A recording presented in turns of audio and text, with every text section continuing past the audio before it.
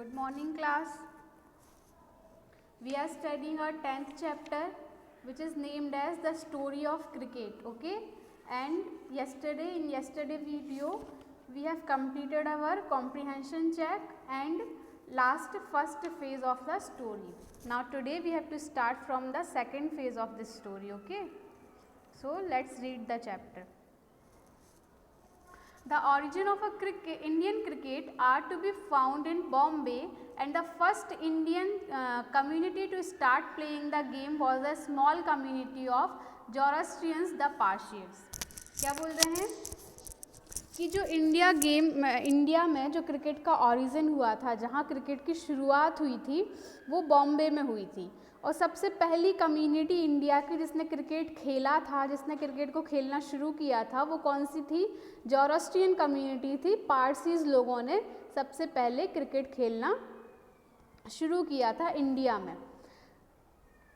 Broad into close contact with the British because of their interest in trade and the first Indian community to westernize the Parsis founded the first cricket club. अब जो Parsis थे ना, वो British लोगों से मतलब अंग्रेज़ों से बहुत ज़्यादा क्लोज कांटेक्ट थे, उनके बहुत ज़्यादा अच्छे संबंध थे। क्यों थे? क्योंकि अंग्रेज़ भी बिजनेस में इंटरेस्टेड थे, ट्रेड में इंटरेस्टेड थे, और जो पारसीज थे उनका ध्यान भी मोस्टली बिजनेस में ही था। इसलिए पारसीज लोग अंग्रेज़ों से बहुत ज़्यादा क्लोज कांटेक्ट में थे।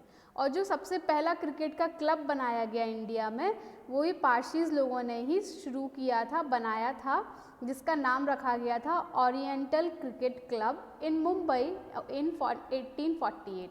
मतलब सबसे पहला क्रिकेट का क्लब भी पारसीज लोगों ने बनाया था, जिसका नाम रखा गया था ओरिएंटल क्रिकेट क्लब, और जो कि बना था मुंबई में 1848 में। Parsi club were founded and sponsored by Parsi businessmen like Tata and Wadias. जो पारसीज का जो क्लब था क्रिकेट का, उसमें पैसा लगाना, उसको स्पॉन्सर करना, ये सारे काम पारसीज बिजनेसमैन ही करते थे। मतलब जो बड़े बड़े लोग जो बिजनेस करते थे ना पारसी कम्युनिटी के, वो ही उसमें पैसा लगाते थे, टाटा वाडियास जैसे। The white cricket elite in India offered no help to the enthusiastic Parsis। और जो अंग्रेज़ थे ना, वाइट मतलब यहाँ पे अंग्रेज़ों के लिए, ब्रिटिशर्स के लिए यूज़ किया गया है कि जो वाइट लोग, जो अंग्रेज़ लोग क्रिकेट खेलते थे, एलाइट मतलब होता है कि जो अपने आप को सुपीरियर मानते हो, बड़ा मानते हो कि हम उनसे अच्छा कर लेते हैं। तो जो अंग्रेज़ थे, जो ये समझते थे कि वो पारसीज से बहुत अच्छा खेल लेते हैं, उनने कभी भी पारसीज की हेल्प नहीं की। जो पारसीज क्रिकेट खेलना चाहता है उसकी कभी भी कोई हेल्प नहीं की। इसलिए जो पारसीज के बड़े बड़े बिजनेसमैन होते थे वही क्लब में पैसा लगाते रहते थे। In fact, there was a quarrel between Bombay Gymkhana and a whitish only club and the Parsis cricketers over the use of public park। एक बार क्या हुआ, बहुत बड़ा क्वेरल मतलब झगड़ा हो गया किसके बीच में? बिटवीन द बॉम्बे जिमखाना और वाइट्स ओनली क्लब। एक बॉम्बे जिमखाना था जो कि ब्रिटिशर्स का क्लब था, ठीक है, और पारसीज का क्लब ओरिएंटल क्रिकेट क्लब, और एक बॉम्बे जिमखाना था जो कि सिर्फ पारसीज का वो था, उसमें बॉम्बे जिमखाना में सिर्फ ब्रिटिशर्स ही खेलते थे, ब्रिटिशर्स का क्लब था। तो बहुत ज़्यादा झगड़ा हुआ था किस बात को लेके? पारसीज और ब्रिटिशर्स में पब्लिक पार्क को यूज़ करने के बात पे बहुत ज़्यादा झगड़ा हुआ। The Parsis complaint that the park was left unfit for the cricket because the polo ponies of Bombay Gymkhana dug the surface. Parsis की क्या कंप्लेन थी कि जो पब्लिक पार्क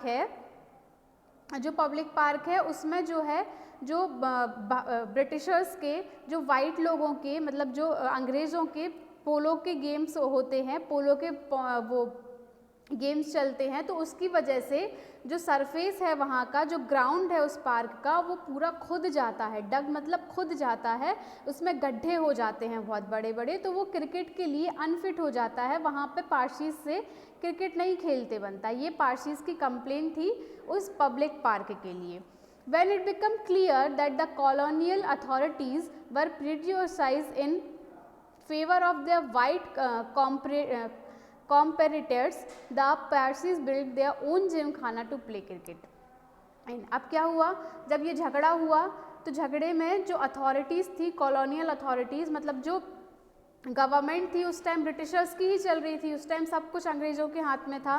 तो ब्रिटिशर्स जो अपना काम कर रहे थे, तो उनमें ब्रिटिशर्स अपना काम कर रहे थे, तो ब्रिटिशर्स की जो अथॉरिटी थी, जो गवर्नमेंट थी, वो सब कुछ काम अपने ब्रिटिशर्स के फेवर में ही कर रहे थे, ब्रिटिशर्स को ही फेवर दे रहे थे, ब्रिटिशर्स के उस अंडर में ही कर रहे थे। तो उन गवर्नमेंट ने भी वाइट लोगों का साथ दिया और फिर पारसीज़ की कुछ नहीं सुनी।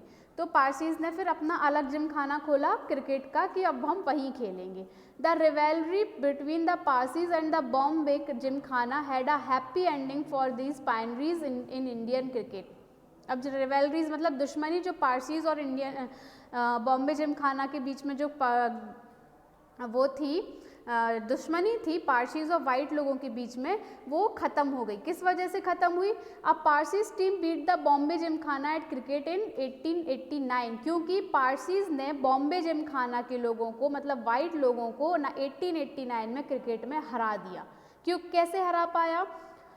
Just for after 4 years for the foundation of a Indian National Congress in 1885, क्योंकि 1885 में इंडियन नेशनल कांग्रेस का गठन हुआ और इंडियन नेशनल कांग्रेस पारसीज़ लोगों के लिए बहुत ज़्यादा लकी साबित हुई। जैसे ही इंडियन नेशनल कांग्रेस बना, उसके 4 साल बाद ही पारसीज़ लोगों ने वाइट लोगों को हरा पाया और दोनों में दुश्मनी ख़त्म हुई। क्यों ख़त्म हुई? क्योंकि an organization that was lucky to have amongst its early leader the great Persian statesman and intellectual दादा भाई नौरोजी। क्योंकि इंडियन नेशनल कांग्रेस में एक इंटेलेक्चुअल पर्सन थे जो कि पारसी थे, जो पारसीज़ लोगों के बिहाफ में बोलते थे, वो थे दादा भाई नौरोजी। इस वजह से पारसीज़ लोग वाइट लोगों को क्रिकेट में हरा पाए और दोनों की दुश्मनी ख़त्म हो पाई। ओके, आज यहीं छोड़ते हैं, बाकी कल देखेंगे। Thank you.